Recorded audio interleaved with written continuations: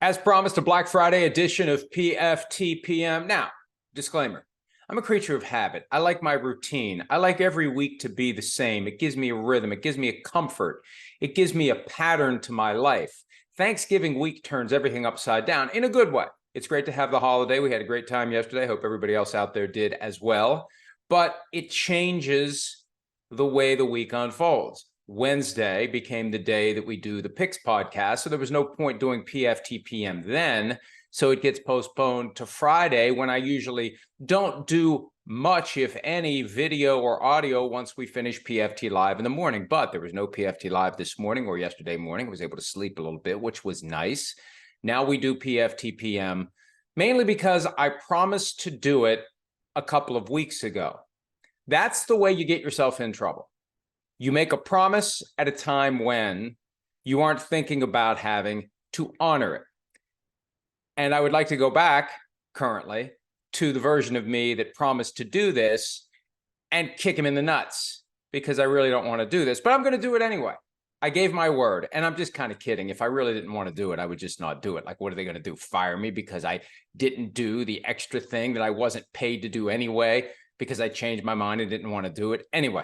Here we are. By the way, before we go any farther, I do want to address just briefly, I had a fun interview on Tuesday with the guys at Pardon My Take, and we go way back. I've known those guys for years, since before they even started Pardon My Take, which is one of the most popular podcasts in any category. And I kind of knew what was coming because I had seen enough on social media about Hank, their producer, or I don't know what his title is specifically. I think he's the producer. When they came here 7 years ago, early in the life of Pardon My Take, he was involved in pulling everything together and getting everything working. And it really is a lot of hard work from a lot of people to make that show go, as it is to do PFT Live and PFTM. I don't want to throw shade accidentally. No strays being cast at the folks behind the scenes here. It's just when you see it unfold, when you're in the middle of it, you realize it's not just press play and then press another button and everything is uploaded and fine. They worked hard. They were up like all night. Hank and another guy, Buddha Ben, I think was his name anyway. But my point is, if I have one, and there's a good chance I don't, my point is, I had picked up enough to know that Hank had some sort of an issue with the way I do things, because he was using this derisive term fan fiction. And I was ready. I knew it was going to come up, and I was ready to have the conversation with him, because it's one thing to have your bully pulpit and say whatever you want to say about somebody. It's another thing to have to say it to them. And it did upset me, and I'm saying it now. And if they want to continue the conversation, I'll happily go back on. The idea that we're just making things up for the sake of making things up, for the sake of engagement. Like, if I was going to make stuff up, it would be a hell of a lot more interesting than the stuff that you see at PFT. And the process is actually pretty simple. And there's a point where it's on the reader to understand exactly what we're doing. The stories are worded a certain way. If we are reporting hard news, the language chosen in the drafting of the story communicates that fact. A source with knowledge of the situation tells PFT this. That's news that we are reporting, if it's transactional or whatever. Now, we've gotten away from that transactional stuff for a couple of reasons. One, there's too many of the information robots swarming around all the time, trying to get it 5 minutes before it's going to be announced anyway. Number two, you got to sell some of your soul to be in position to get that information. We've said that before. I'm not looking to piss off everybody today, but I mean, why stop now? But to be in position to get that 5-minute heads up from a team, from the league, from whoever, you got to play the game a certain way. You got to play it on their terms. You got to suck up to the right people at the right time. You can't say certain things or you get cut out. We've made that point time and again as it relates to being on the speed dial for the agents who leak to a certain group of folks the fact that someone has signed a contract, and along with that, a description of the terms of the contract that are very favorable to the agent and the player. Not really favorable to the player, though, because it creates a false impression as to what the contract is really worth, but it's puffed up and nobody ever says boo. The ones who say boo end up getting kicked off of the text chain. So anyway, what's my point? This is going to be one of those days. I can already feel it. Anyway, my point is this. When we have hard news, we say so. When we are speculating, we say so. And I came up with the term kind of on the fly on Tuesday of informed speculation, because that is what we do. I'm just not sitting around saying, gee, I wonder what could happen, with no basis whatsoever. And the longer I do this, I think the greater just the foundation I have to draw back on experience, things that have happened in the past, because there really are occasions that just kind of come back around again. The dynamics that cause one thing to happen will cause another thing to happen with a different team, different people, but it's that same human factor that causes things to happen. So I've got a 23-year bucket of living this and watching this and writing about it and talking about it as it happens. And we know that crazy shit is going to happen. We know that because crazy shit does happen. So I'm in a position where I can take the tea leaves, take the dots, connect it all together, and try to explain to people where it's going to go. We don't know where it's going to go, but isn't that what we do? I mean, we try to talk about how we think a game is going to play out. Well, I try to talk from time to time or write from time to time about how I think a situation is going to play out based upon the information that's out there. And again, if I was just going to make it all up, it would be a hell of a lot more entertaining and a hell of a lot more designed to engage the audience than what we do. What we do is just whatever falls in front of us, whatever's out there that catches my attention, I'll write about it or talk about it. And there are times, it happens a couple of times a year, where there's something that I wanted to get ahead of the curve on, and I forgot to do it. And the thing that I was going to get ahead of the curve on ended up happening. And that just pisses me off when it happens, because it's like I've been sitting around for the last couple of weeks waiting to write this story about, I think X is going to happen, and then X happens. And it's like, damn it, damn it, damn it, damn it. So, and also remember this, I didn't make this point on Tuesday. I got to get on to the reason that we're here today. But sometimes what you will see when we are saying this could happen, sometimes that's the direct result of somebody in the know who tells me what's going to happen and says, just write that as your own idea. Don't even say a source told you. That's a way that the source gets an extra layer of protection. Now, the problem is, I don't want to create the impression that every time I say this could happen, that means somebody's telling me, hey, this is going to happen. Just couch it as your own idea. But that happens all the time throughout NFL media, and I would assume it happens throughout all sports media, where a source seeking extra protection for himself or herself says, just put that out there as your own idea. And then it comes to fruition, and it's a win. It's my idea.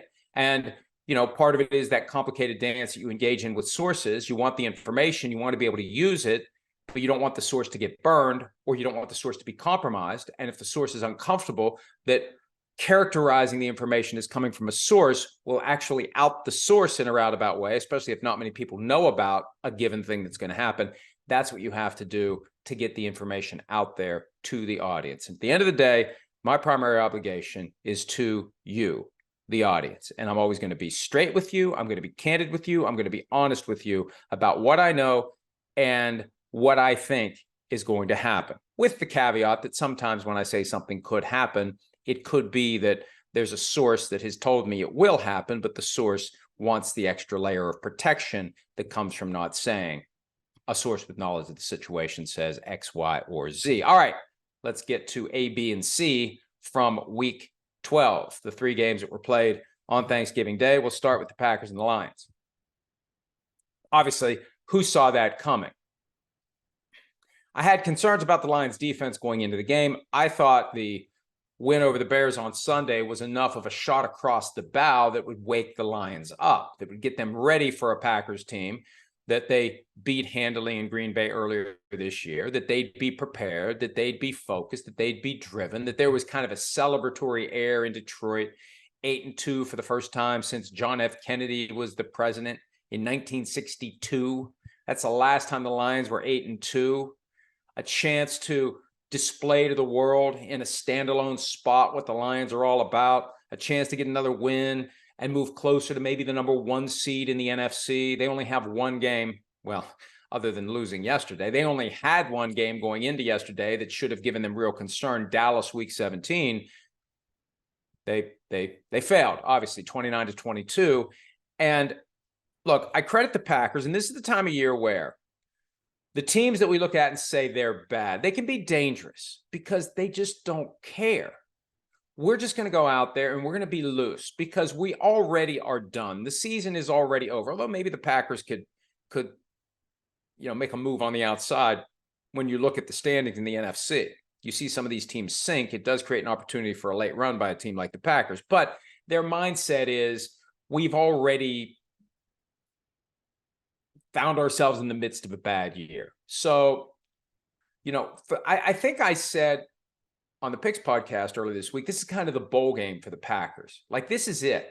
This is all anybody is probably going to care about from the Green Bay Packers for the rest of the year. And they came out from the get-go. How many times do you see a team nowadays win the toss and take the ball?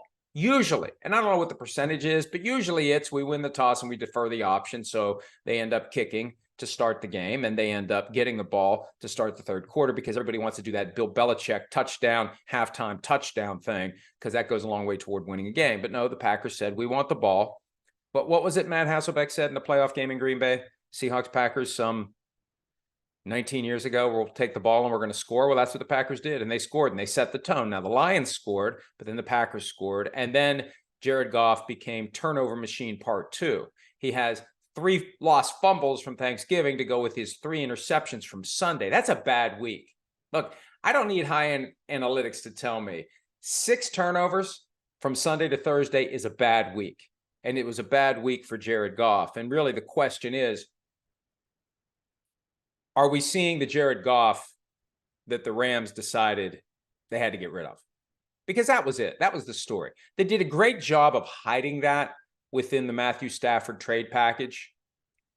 Matthew Stafford for Jared Goff plus 2 first-round picks and a third-round pick. I mean, when you look at that, it's like, my God, that's a lot for Matthew Stafford. Boy, they really must want Matthew Stafford to give up their franchise quarterback, 2 first-round picks, and a third-round pick.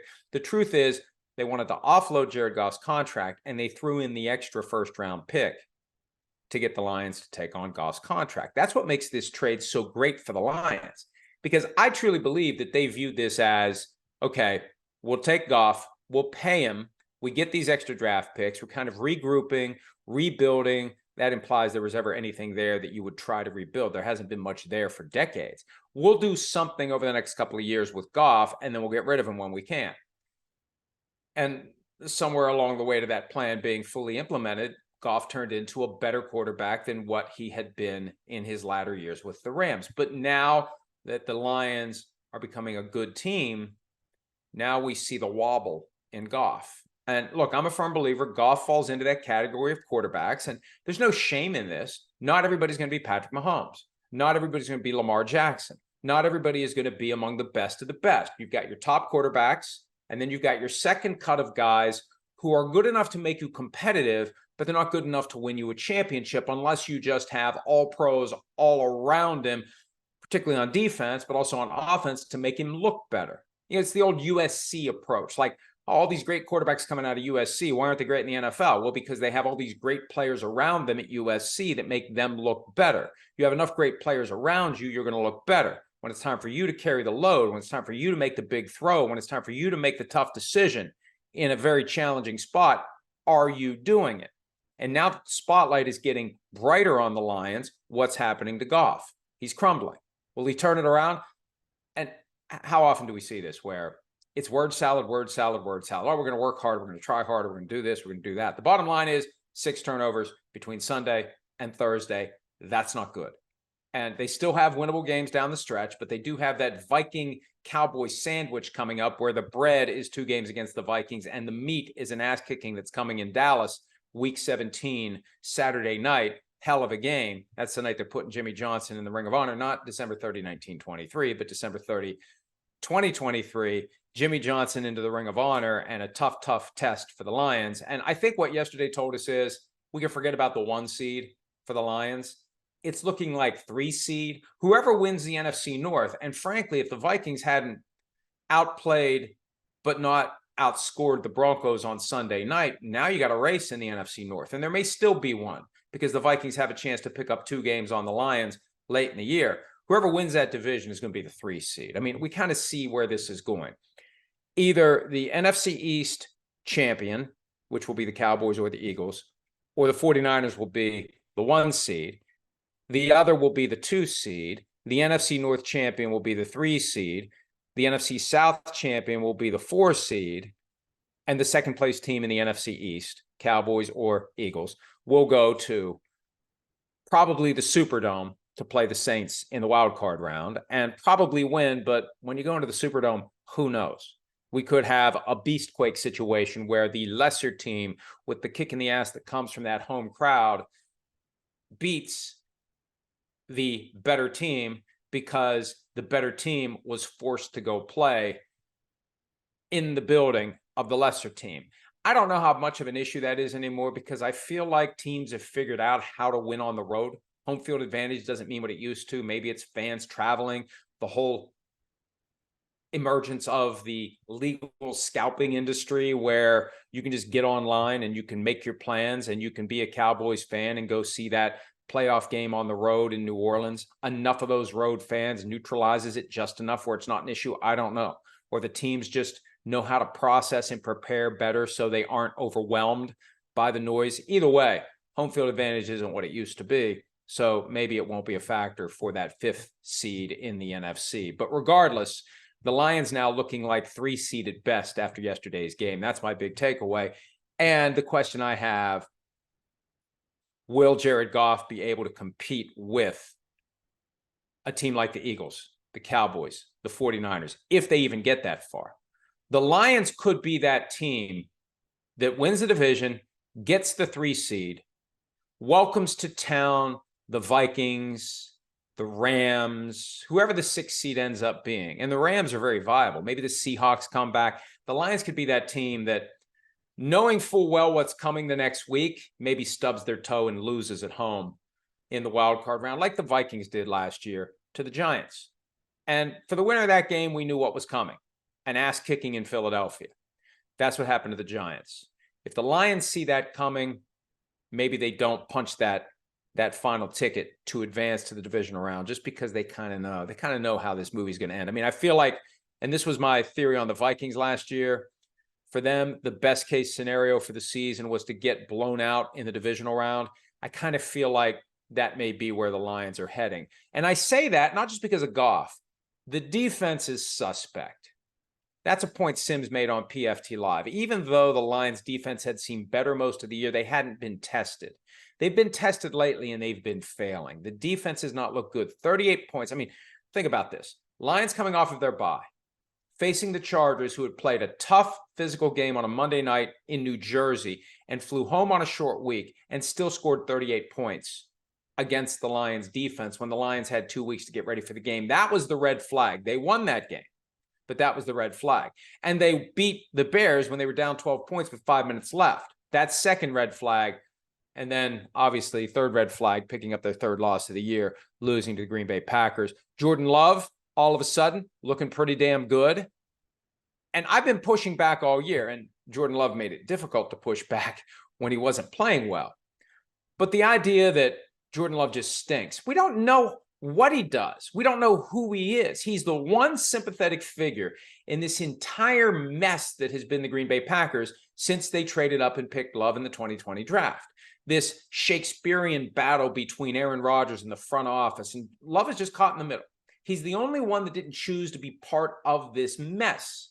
And he sits on the bench for 3 years. And now he's thrust into service as potentially the 3rd great franchise quarterback over the last 30 years in Green Bay, from Favre to Rodgers to Love. It's going to take a little time. Rodgers wasn't great right out of the gates. You need reps, you need time, you need opportunities. And the problem is and I'm not saying this is bad, it just is what it is. It's not fair to the players to not have the time to develop, but it doesn't matter. They are so quickly disposable, even 1st-round picks. You get it done right away or you're gone. Sink or swim now. And you've got a rock tied around your waist as you try to do it when you're a 1st-round quarterback because the expectations are so much higher. That's why I keep coming back to this idea of trade up for a quarterback at your own risk because you're putting the kid in a tough spot. You're putting a lot of pressure on him. And Jordan Love has a ton of pressure on him in a different way. He's the guy that was drafted to replace Aaron Rodgers. He's the guy who sat there for 3 years waiting for his chance. He's the guy who finally gets his opportunity after all that time of having to be Aaron Rodgers' understudy. And people expect him to be great right out of the gates. And sometimes it takes a little time. He's rounding into form, and he's giving the Packers reason for hope for next year.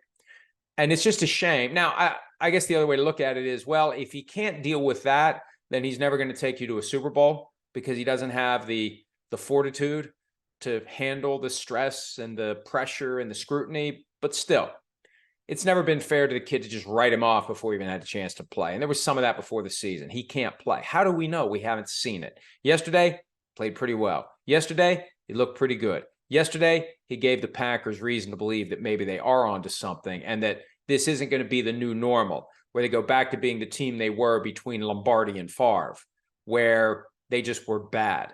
They just were bad. There'd be like a fluke playoff appearance once a decade, but they had 20 years of bad after Lombardi and before Favre came along. And I think there's reason to believe that this won't be another extended stretch of we just are the Green Bay Packers who once upon a time were a great team and come to our stadium. It's really nice and historic, but the team that plays there isn't very good now. There's a chance they could figure this out. One last point from that early game. And this was something that Greg Olson spotted in real time. MDS wrote about it.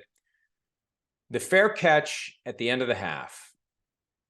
The Packers could have done the rarely used free kick. And I know about the free kick from 1973. Back then, when we didn't have a lot of the stuff that we have now, we had 3 TV channels and go outside and get some fresh air. That was our life. And yeah, you had Legos and Lincoln Logs, and you had electric football, which was both the best and the worst all at the same time. But there wasn't a lot to do. And there wasn't a lot of ways to get information about the NFL. The NFL was this fascinating thing to me that there were 2 games on Sunday afternoon and 1 on Monday night. And then it was gone again until the next Sunday.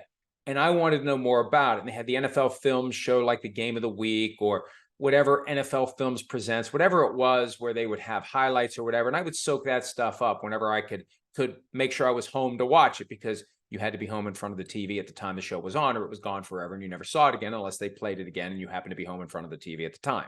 Couldn't record it, couldn't watch it when you wanted. You had to be there. You had to be there, TV on, power on, cable not out. That was a dynamic we had back in the 70s. Sometimes the cable would just be out and there wasn't anything we could do about it other than wait. You couldn't tweet, hey, the cable's out. You just had to wait for the cable to come back on. Go back to doing nothing while you wait. One of the things you do while you wait, you read a book. So we used to order books in school.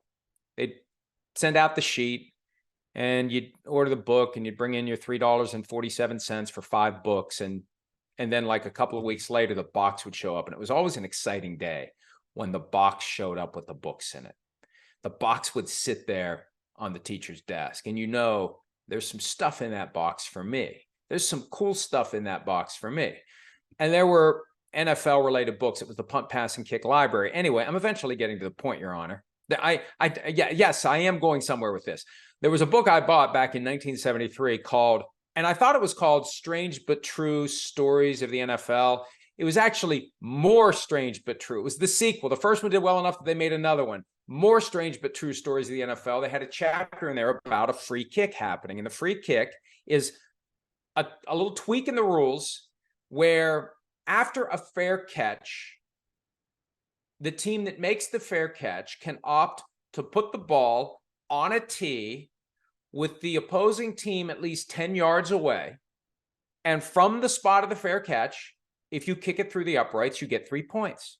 That rule is still on the books. It hasn't happened in years. I think it hasn't been since the 70s that someone actually did it. But yesterday, the Packers, just before halftime, could have done it.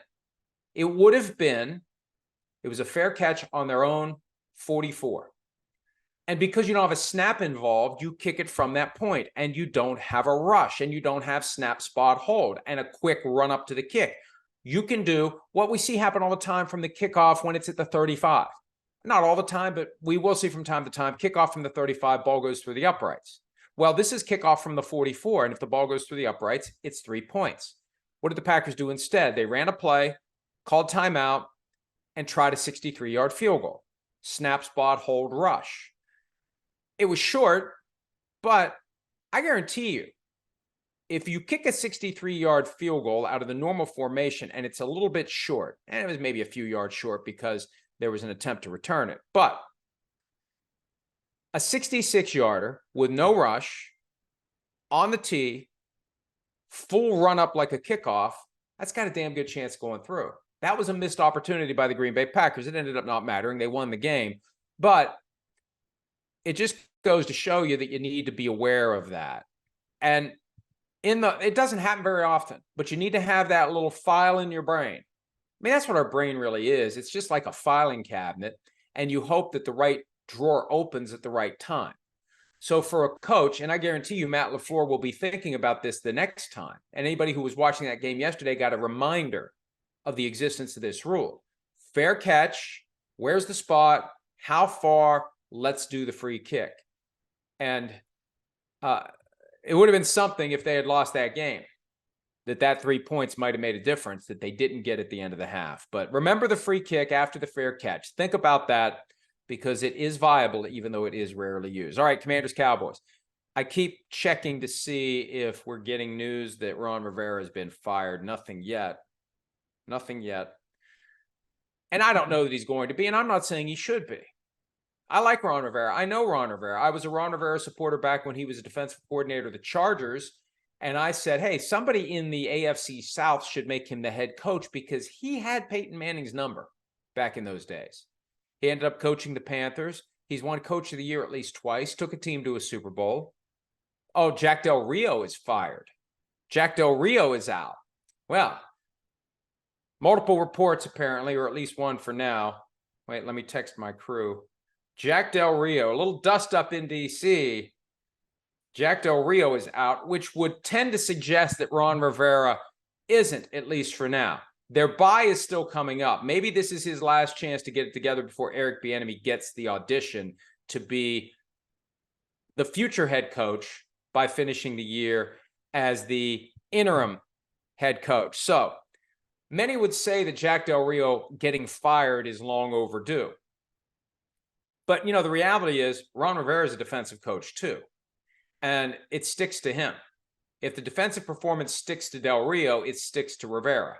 So I just think this is a precursor to, and I'm going to pull up the Commander's schedule here while I do this. Pardon the multitasking, but I don't have their schedule down the stretch memorized. But what they have after this game is the Dolphins at home Sunday, December 3rd. The 3rd.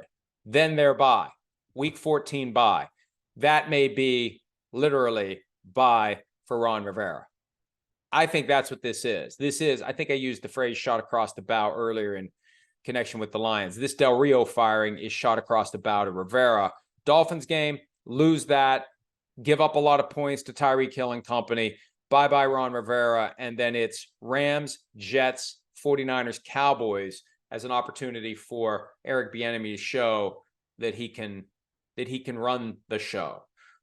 And I think it's a great opportunity for him, whether he would stay with the Commanders or go somewhere else. I think it's a service to the league at large to give him 4 games where he's the interim head coach and we see what he can do. Now, I do need to repeat one of my usual concerns here.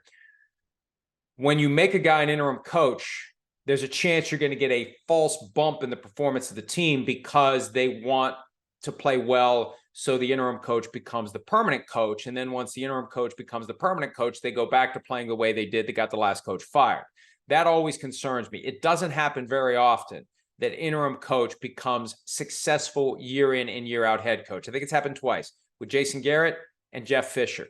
Beyond that, it's usually just a matter of time before the interim coach becomes the permanent coach, is not the permanent coach for very long. So Del Rio out. Rivera likely in charge of the defense. They'll presumably make someone else the coordinator. But I think that this is the appetizer to Ron Rivera being out if they lose in ugly fashion to the Miami Dolphins Sunday, December 3rd, week 13, 1 o'clock Eastern at FedEx Field. Here's hoping the showers work that day. So yesterday, the Cowboys did exactly what I thought they were going to do. I picked 42-14. Final score was 45-10. Yeah, the Commanders keep it close. Look, these are NFL teams. They're going to give you moments where you think, hey, maybe today's the day. But the Cowboys are just too good. And the Cowboys at home, 13 wins in a row now. They just overpower everyone. Dak Prescott is putting himself into the thick of the MVP discussion if they get the 1 seed. Look, this is very simple.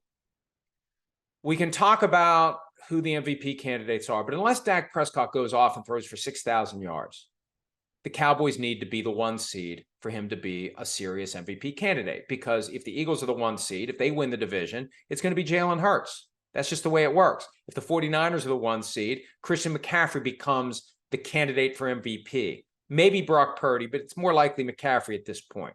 If the Lions are the 1 seed, who the hell knows? I think it makes it more likely that someone from the 1 seed in the AFC wins the MVP, whether that's Patrick Mahomes if the Chiefs do it, Lamar Jackson if the Ravens do it, Tua Tagovailoa or Tyreek Hill if the Dolphins do it, Josh Allen if somehow the Bills do it, and Myles Garrett if the Browns do it.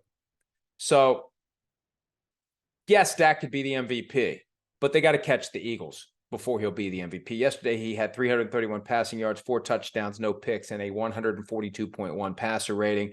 Dak is getting it done, and Deron Bland is getting it done. Record-setting 5th pick 6. I wrote about this earlier because there's talk now of Deron Bland being Defensive Player of the Year. I'm not ready to go there because let's be real about this. Pick 6 is the ultimate right place at the right time play. And yeah, he's gotten 5 of them, but it's right place at the right time. He was in the right place at the right time, and he did great things with the ball as a runner with the ball after making the interception. But if you're truly a shutdown corner, you're not getting the opportunities to have interceptions, much less pick 6s. That's the irony of all this. If he's viewed as a Deion Sanders, he's not going to have the opportunities to have pick 6s. Until the teams take him seriously, he'll keep having these opportunities. So the fact that he's had so many pick 6s is proof that he's not regarded by other teams as a guy who's truly an elite corner, and therefore he can't be Defensive Player of the Year. The evidence is the number of pick 6s. He's got too many interceptions to be treated as a serious Defensive Player of the Year contender because they keep throwing at him. At a certain point, if you are the kind of guy, if you're the equivalent of a dominant pass rusher, they just don't throw to you. They take away half the field with your presence. And when you look at what the pass rushers are doing, Myles Garrett with 13 sacks, Danielle Hunter with 12.5, TJ Watt with 11.5, Micah Parsons, teammate of Deron Bland with 11.5. Parsons is a more fitting Defensive Player of the Year candidate. So it adds to the discussion. And hey, if he adds a couple more, it may be inevitable. But I just think that the reality as it relates to defensive players, a pass rusher is far more dominant. A pass rusher is far more impactful. A pass rusher helps set up those pick 6s by getting the quarterback to rush the ball and throw it into a bad spot. And I'm not taking away anything from what Deron Bland has done. But again, Deion Sanders wouldn't have had 5 pick 6s. There's a reason why he's not on the list of the all-time, and maybe he is for all I know. Maybe even despite the fact that they rarely threw at him, he had enough to be on the list. But 5 is the record. Bland could have more, who knows?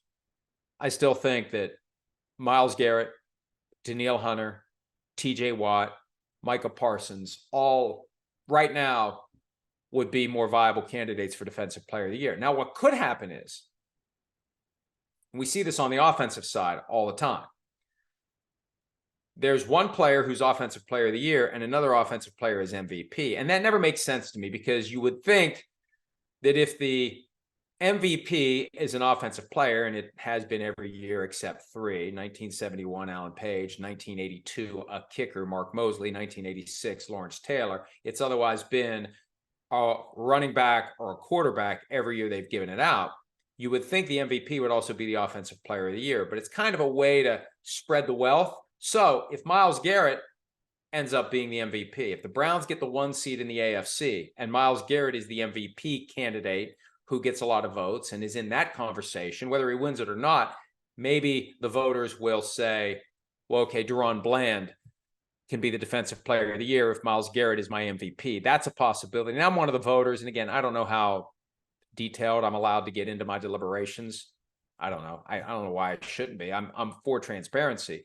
But I could see voters thinking MVP Myles Garrett, DaRon Bland defensive player of the year. When the reality is, if a defensive player is in the MVP conversation, he's the defensive player of the year. He is. So I'm kind of talking this out, and I'm talking myself out of this notion of splitting the baby between Myles Garrett and DaRon Bland. If Myles Garrett's MVP candidate, he's defensive player of the year. And right now, that's who I'd vote for. If the season were to end today, and I've come to love that saying because I hate it so much. The only way the season ends today if something really bad happens. We don't want the season to end today. The only way the NFL is abandoning the season is if some bad shit goes down. So let's not say if the season ends today. But if the season were to end today, I'd make Myles Garrett the defensive player of the year. All right. And hey, look, Cowboys are looking great. And Jerry Jones was all, hey, this is one of my greatest days ever. As a Cowboys owner. Well, no, let's not get too caught up in what happens on Thanksgiving. You still got plenty of games left, and you're still behind the Eagles. And you kind of saw your chance to close the gap go away on Monday night when the Eagles beat the Chiefs. You got to hope the Bills have something for the Eagles. You got to hope the 49ers have something for the Eagles, and you got to hope you beat the Eagles when they come to Dallas week 14, I believe it is. Sunday Night Football. I know that. When they play again, it's Sunday Night Football on NBC and Peacock. But, the Cowboys could win that game and still not ultimately catch the Philadelphia Eagles to win the division. All right. It looked like the Seahawks at one point were going to catch and surpass the 49ers in the NFC West. The Seahawks were holding steady. The 49ers lost 3 in a row when they had some key guys injured. But last night, 31-13, the 49ers show that they are, in my opinion, and I get the question, okay, if you're going to say they're the best team in football, why aren't they number one in your power rankings?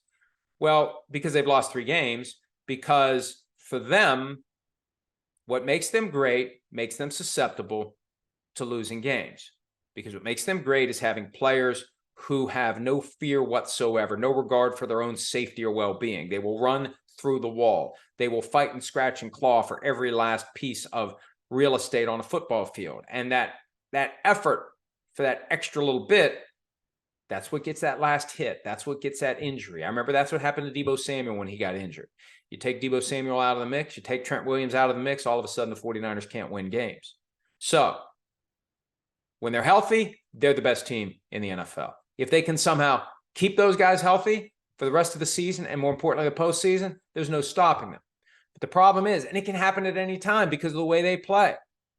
If I was a 49ers fan, I would be eating Tums, maybe nonstop, but definitely during the games, because every snap, you're like the parent watching your kid play football. Every snap, oh, is he okay? Is he okay? Is he okay? Oh, he's okay.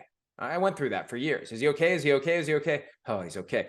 And if you're a 49ers fan, you're doing that with Deebo Samuel. You're doing it with Christian McCaffrey. You're doing it with Brock Purdy. You're doing it with Trent Williams. You're doing it with Nick Bosa, Fred Warner, Dre Greenlaw. Is he okay? Is he okay? Is he okay? Once those guys start getting injured, the team is not okay. The Seahawks are also not okay at this point. They've lost 2 in a row. They've been swept by the Rams. And when you look at the upcoming schedule, they're 6-5. They were 6-3 5 days ago, Sunday morning, getting ready to play the Rams. Here we are, 6-3. Ooh, we could be 8-3 by Black Friday. Nope, 6-5. That's the worst thing about short week football. On a Sunday morning, you know what? By Friday, we're either going to be really happy or we're going to be really pissed. Seahawks fans really pissed at 6-5, and the Cowboys are coming, and the 49ers again, and the Eagles. 6-5 can become 6-8. They've got 3 winnable games at the back end, and maybe 9-8 gets them the 7th seed. There's a lot of mediocrity when we get past the 49ers, Eagles, Cowboys, and Lions in the NFC. And obviously, one team from the NFC South is going to make it. But the last 2 playoff spots, the Seahawks could still lose the next 3 and win the final 3 and get in. But if they get in, let's say they make it as the 7th seed and they have to go to Philly or San Francisco. And I know any given Sunday, I know, but there is a separation between the best teams in the NFC and the rest.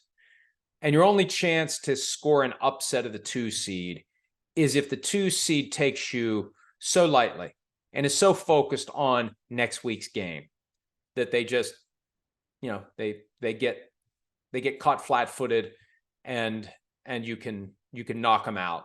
But then you're just, I mean, do we really think so? And maybe it'll happen. Do we think someone other than the 49ers, Eagles, or Cowboys is going to be the Super Bowl representative this year? And I know the Lions are a feel-good story, but do you really think the Lions are going to navigate that playoff field and beat 2 of those 3 teams? Or maybe all 3 of them? There's a way they would face all 3 of them, though I don't think it's likely because the Lions are going to be the 3 seed if they win the division.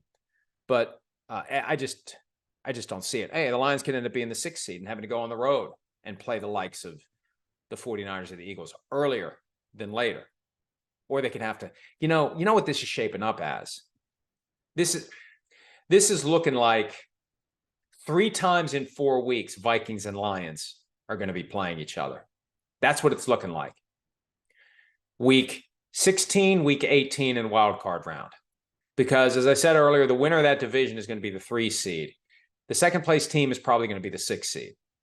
That's probably what's going to happen. It's going to be Lions, Vikings 3 times in 4 weeks. And back-to-back weeks, week 18 and wild card round. And they'll be playing in the spot of the team that ends up winning the division. That's kind of depressing. Because do people really want to see that? Do people want to see a team play another team, the same team 3 times in 4 weeks? I don't know. One last point. Well, one last point about the Seahawks, and then there's something I forgot to say about the Commanders-Cowboys game. Geno Smith's future with the Seahawks has to be considered as in doubt at this point because of the contract. Remember, this gets back to my point from earlier. The information robots are told 3 years, $105 million, and they spew that as if it's gospel. We get the real details and we explain, when you look at this contract, it's a 1-year deal. And then the Seahawks can move on with no penalty, no consequence. They just move on. They may. I don't know what they're going to do next year. But if they make the 7th seed and barely get in, or if they don't make the playoffs at all, they could move on from Geno Smith. They could. Don't know that they will, but they could. A lot of it depends upon what their other options are. But Geno Smith's time with the Seahawks could be over after this year. Keep an eye on that possibility.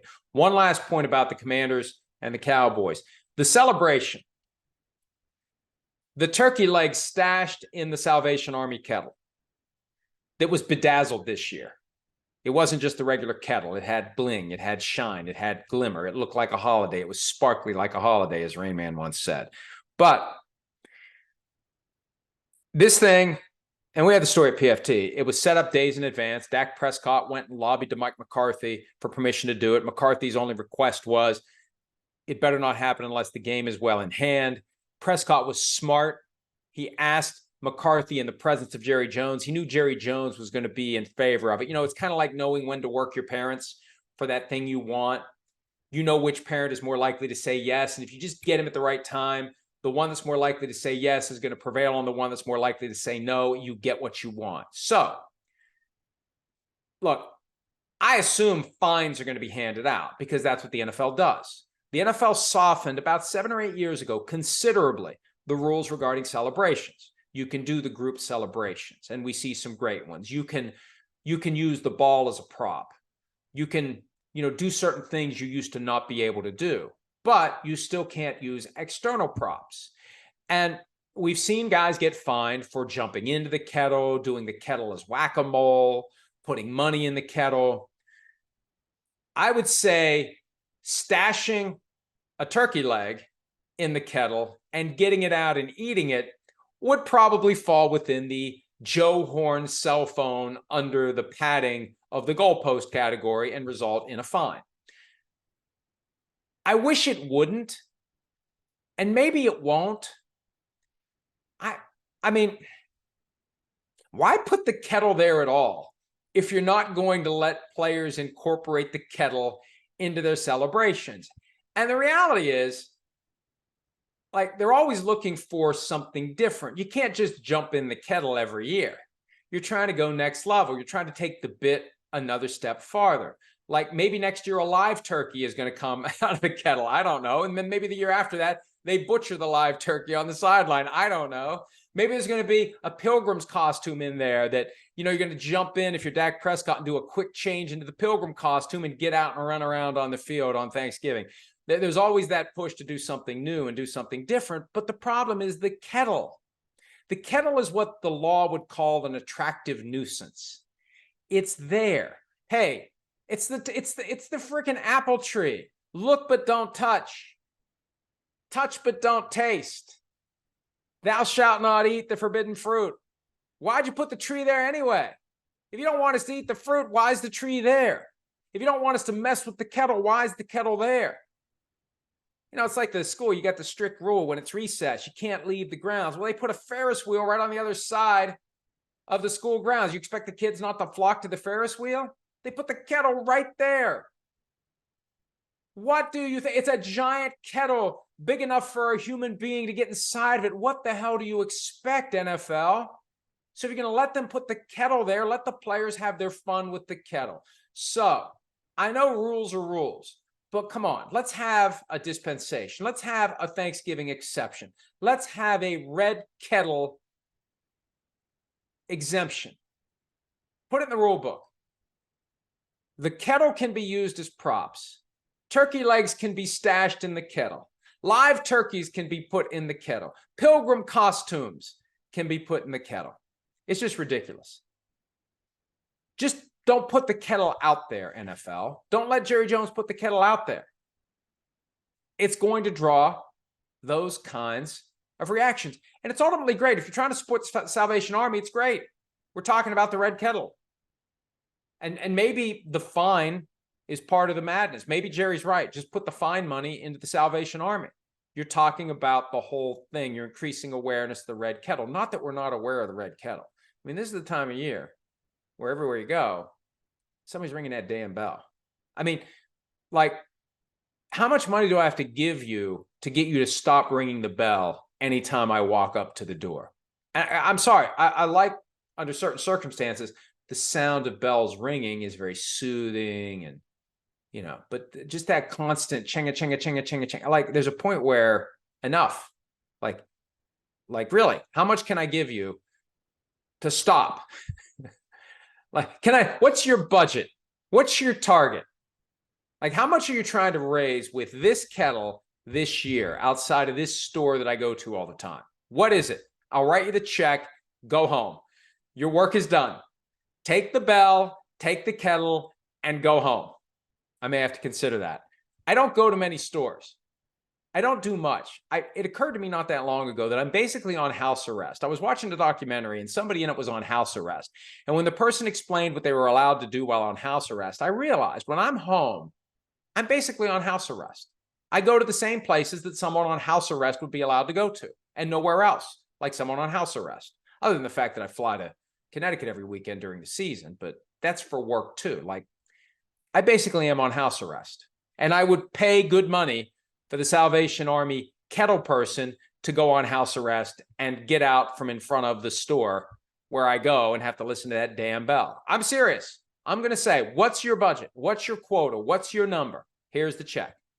You don't have to clear out all, I'll tell you, here's my schedule. Here's my schedule for the month. Here's when I'm coming. Just don't be here when I'm coming for the remainder of the month. All right. One other thing before I answer questions. God, that's not quite been an hour, but we're getting there. Okay. Hard Knocks, in-season Hard Knocks. Had a little news about this yesterday that's probably going to get overlooked.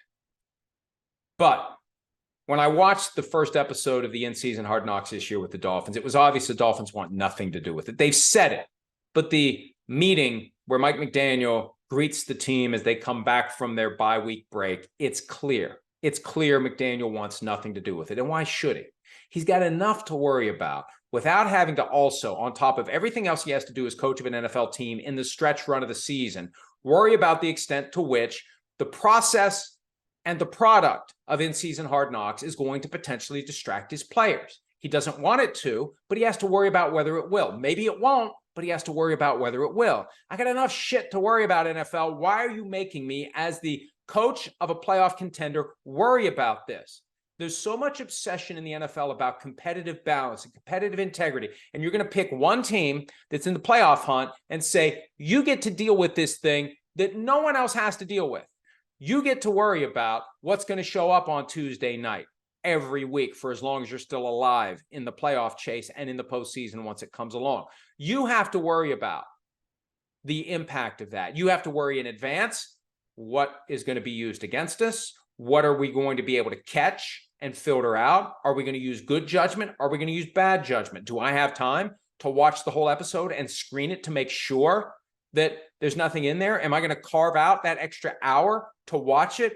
Or am I going to trust that somebody else is going to make the right decision? What is going to get through the 5-hole that's going to create a problem for us? You know, there was a scene about the universal language of ass whooping, that you can go to Greece, and if you see someone beating someone up, you don't need to be able to speak the same language to say it. And it, you know, could that be problematic? It kind of stretched out for a while, and you know, Tyreek Hill's making kind of a thing about it, and we know his history, even though they didn't mention it during Hard Knocks. Like, it gets a little awkward. Do you want that to be something that you have to deal with when none of the other playoff contenders have to deal with it? So what I learned as I was poking around on how the Dolphins ended up on Hard Knocks, because I asked the NFL when it was first announced, and they ignored me, as they often do. When they don't want to answer the question, they just ignore me, forces me to ask it again, forces me to remember to ask it again. Well, I forgot to go back and ask a second time. So I'll say I asked them late last month and they didn't respond, but I have found out there's a formula for determining who's on in-season Hard Knocks. It's similar to the formula for who's on preseason Hard Knocks. And the preseason Hard Knocks formula is the teams are exempt if they have a first-year head coach, new head coach, doesn't have to be a brand new head coach, just a new coach for their team. 2, they've done it within the last 10 years. And 3, they've made it to the playoffs either of the last 2 seasons. The in-season formula is the first 2, but not the third. Doesn't matter if you've made it to the playoffs. Doesn't matter if you're making it to the playoffs. That doesn't matter. As long as you don't have a new coach this year, and as long as you haven't done it in the last 10 years, you can be tapped on the shoulder. Now, I don't know whether or not that means preseason and in-season, because this is only the 3rd year of in-season Hard Knocks. It was Cardinals, Colts, and now the Dolphins. If preseason applies as well, then that knocks a few other teams out of the mix. But it doesn't help the Dolphins because they did preseason Hard Knocks 2012. So the window was open.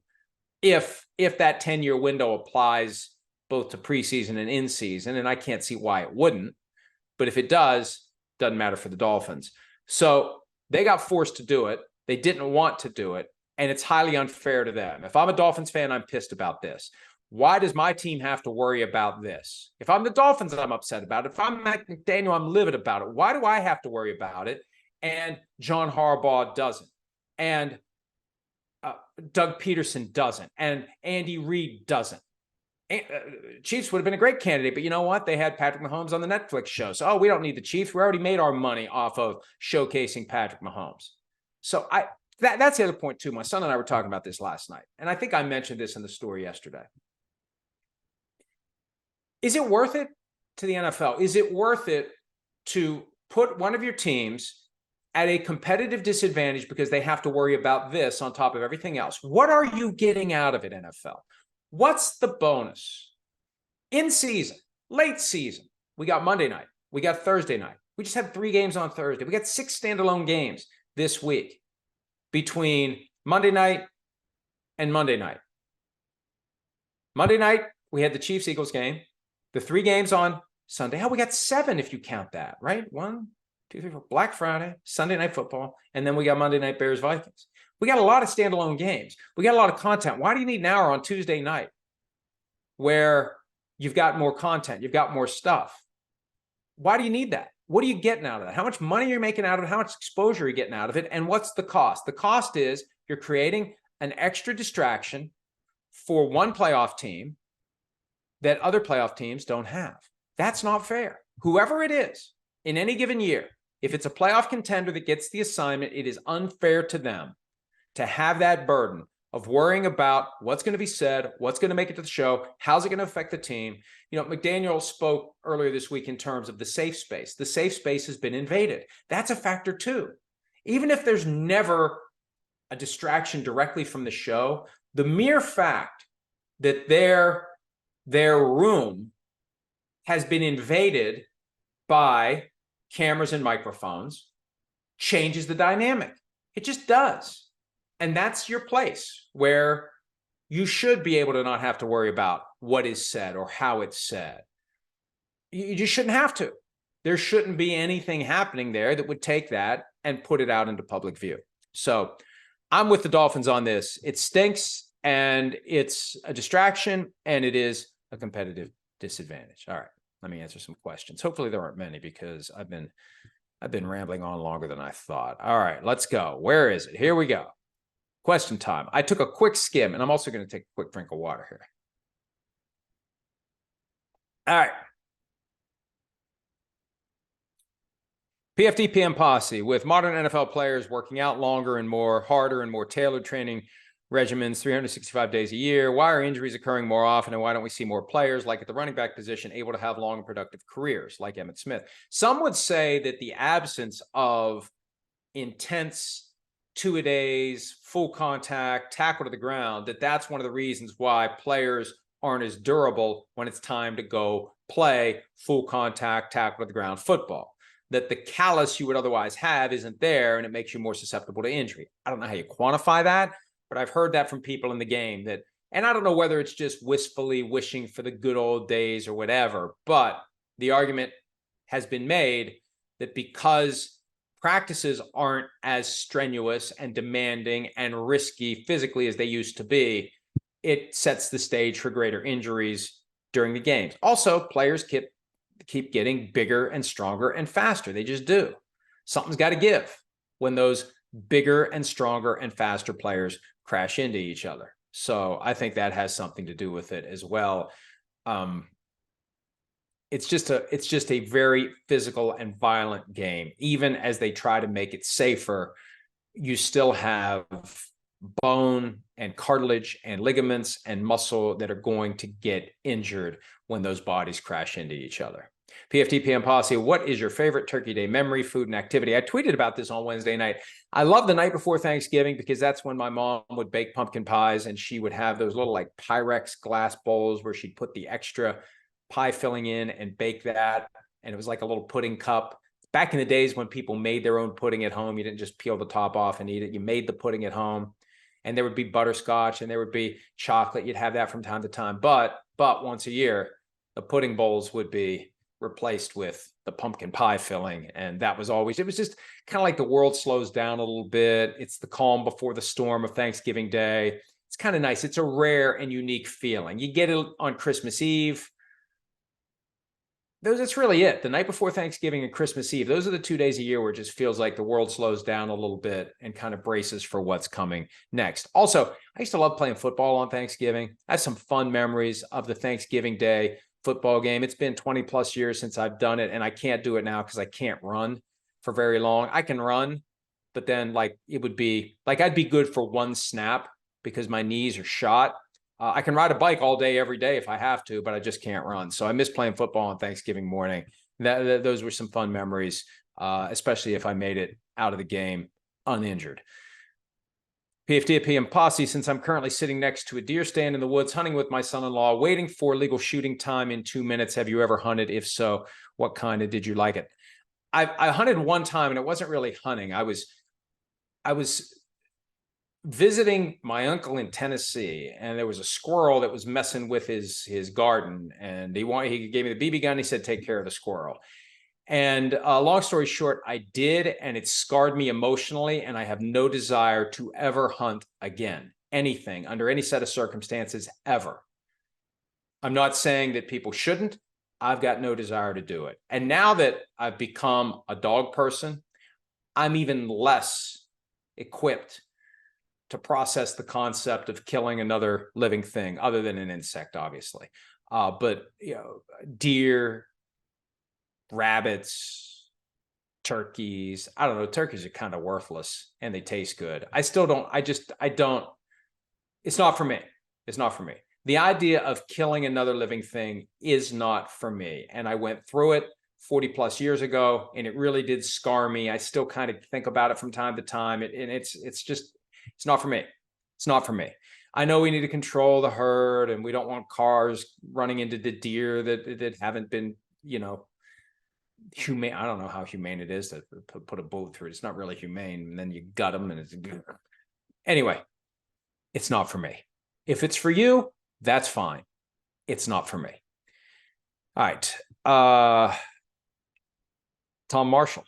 One more important question. Did you throw Macy a Thanksgiving bone? There was no bone to give her. And you got to be careful with bones with dogs, because the bones can wreak havoc. But she did get. Now, what we try to do, because she goes nuts. She loves being around the family. And it's been a while since people have been over. We tried to keep her downstairs behind a gate. She got through it somehow. That was a first. She found a way to get through it. She comes running upstairs, jumping all over everybody. But eventually she was around, and she always comes to me because I'm the softest touch. I'm the easiest mark for food. She wants bread, and there's a certain cookie that we make. It's called a galette. It's like a thick pitzel. We had some of those, and she was going nuts. She's drooling all over the place. And so she had her treats from my plate. I get to eat extra because part of what I eat goes directly to Macy. So she was happy to be around everybody, but she learned how to escape. We're going to need to come up with a better way to contain Macy on holidays, because she has found a way to escape from her gate and get upstairs. Manuel Villa, how do owners go from being bad to good? The last 3 years have been rough for my Texans, and Cal McNair has been the punching bag, but it seems there has been a major turnaround. Is it as simple as getting the head coach quarterback combination right and staying the hell away? Yes, it's also important to get Jack Easterby the hell out of town.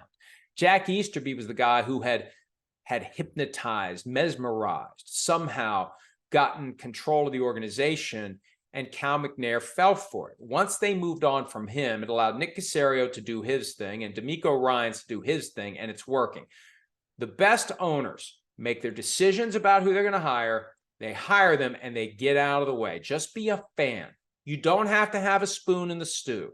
You don't have to be involved in day-to-day operations. You can be consulted for the big stuff, and you can bring some stuff to the table. There are some things that are transferable from one industry to the next, but the idea that David Tepper is just going to show up in Carolina and say, I made a shitload of money as a head fund manager, and I know how to run a business, and I'm going to run this business even though I've never run a football team and don't know anything about football other than what I picked up while watching it on TV over the years. That's not good for anybody. So stay out of the way and let it go.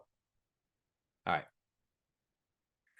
Another one from Manuel Villa. What's your opinion on the Titans owning the rights to the Oilers? Doesn't it seem right that Houston retains them? As a 33-year-old Texans fan, I have no history with the Oilers other than the jerseys. Helmets look cool and would be great for my team to wear. Hey, look, you know what they should have done? Houston should have done what Cleveland did.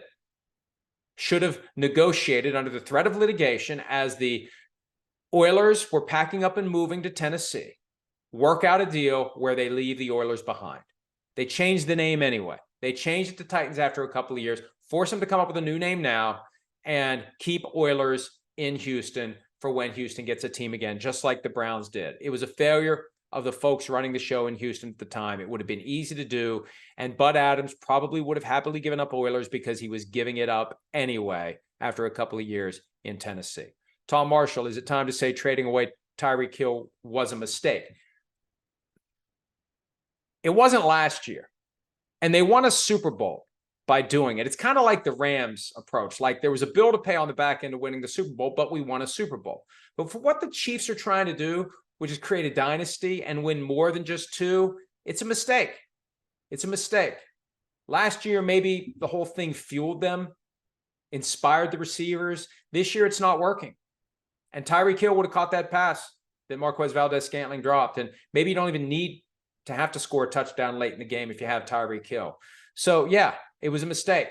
If your goal is to win 4, 5, 6, it's a mistake to not have Tyreek Hill for as long as you can have Tyreek Hill, even if he's a pain in the ass. Some pains in the ass are worth it. Lawrence Taylor was a pain in the ass. He was worth it. Randy Moss was a pain in the ass. He was worth it. Tyreek Hill, apparently, a couple years ago, became a pain in the ass for the Chiefs. Worth it because of what he can do for your team. Worth it. And yes, it was a mistake, I believe, for the Chiefs to not find a way to keep him along or around for as long as possible. Tom Marshall had one more question. Could Dak be the MVP without the Cowboys winning the NFC East? I addressed that earlier. I don't think it's going to happen. Manuel Villa has a question about a possible NFL draft lottery. It's not going to happen. Draft lottery is not going to happen because it acknowledges in a roundabout way that there's a connection between being bad and getting the best picks in the draft. They would have done it by now. It's just not going to happen unless you can do it in a way, and I've suggested in the past, equal shot for all non-playoff teams. So there's no incentive to be even worse to get more balls in the hopper. Playoffs, you're not in the lottery. Non-playoffs, you're in, and everybody has the same chance, although people don't like that either because then the worst team possibly ends up with the 20th pick in the draft. And just do it for round one. The other rounds, do it based on how you finish. Round one, that's the one where you need to remove the incentive to tank because there is a very real incentive to tank, and some teams tank. But what the NFL has basically decided, as long as you don't say to the world, we are tanking and we're not joking about it, they're not going to do anything about it. All right, I should probably wrap this up. I'm looking through here for some more questions. We got some good ones. Pauline, our good friend in the UK, do you think Denver can sustain this improvement and make the playoffs? Also, did you manage to stay away for Cowboys Commanders? Let me take the last question first. No. And I was going to drink a Red Bull, but I felt so bloated from the food. I thought like if I drank the Red Bull, I would explode like Mr. Creosote in Monty Python's The Meaning of Life. So no, I did not have the Red Bull. And yes, just when I thought I was fine, it happens to me every year. Just when I think I'm fine, I'm out. I don't have a chance to do it. And of course, they take pictures of me and they text it around to the different chains. Here I am looking like I was dead, like, head back, mouth open a little bit. Drool, maybe. I don't know. Of course, that would be proof of life. But I didn't make it to the end of the first quarter. But I only slept for a little bit. And then when it was 31-10, about 7:15 Eastern, getting ready to go down to the barn to watch the last game, I did just get on the couch and say, I'll set the alarm for 8 o'clock and whatever happens, the rest of the way happens, because it's not like the Commanders are going to win this game. So I did take a deliberate 45-minute nap. And I missed the turkey leg celebration. I missed the Deron Bland pick six because it was 31-10. Give me a break. The Commanders weren't coming back. Jordan Kane, with regards, I'm gonna read this question without reading it in advance. Let's see what Jordan Kane's asking about the Peacock game. With regards to the exclusive Peacock regular season and postseason game, what do you say to people who can't watch live? I work every Saturday night and come home and watch college football, but it would apply for these two games. Will a replay of the game be available on Peacock right after? I don't know the answer to that question. I'll find out. I mean, usually, yes, like on Amazon, you can watch the game after the game has ended. And if not, NFL Plus has it. But I'd like to think Peacock makes it available. I don't know the answer to that question. I do know this. It's like $199 a month. Is that what it is? $199 a month, Black Friday sale. So you can have Peacock for the December 23rd game between the Bills and the Chargers and the exclusive Peacock-only wildcard game. I mean, if you don't already have Peacock, like 30 million people do. Peacock is an excellent service. All the Office episodes are on there. All of the Office mega episodes, extended episodes are on there as well. Oh, by the way, PFT Live is on there too. Paul, I keep saying, I didn't answer the other question from Pauline. I think Denver can sustain the improvement. It's just going to be hard to go from 5-5 into one of the spots. The AFC continues to be a tough conference, and there's going to be a very good team that is playing very good football that could get hot in the postseason that just doesn't make it because there are too many very good teams in the AFC. But we've seen a softening, and maybe there is an opening there for the Broncos to keep doing what they're doing. All right, I should probably wrap this up. It has been well over an hour. Daniel White, do you think the Browns can get the win at Mile High? I have picked the Browns to win, even though the Browns are not favored. I'm surprised the Broncos are favored. The Browns have a suffocating defense. They just beat the Steelers with Dorian Thompson-Robinson getting his second NFL start. I picked the score 17-9. I made it my best bet. Browns getting like 2.5 points, and also the under.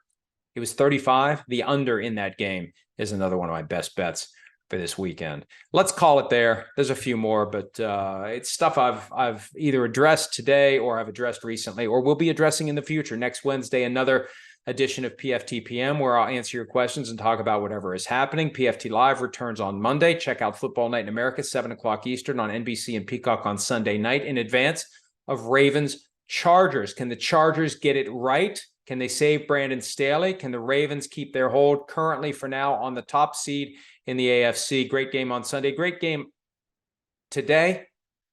Great game. Hopefully a great game between the Dolphins and the Jets. Check that out as well. And we will see you again Monday for PFT Live and next Wednesday for PFT PM. Thanks for some of your time. Have a great weekend.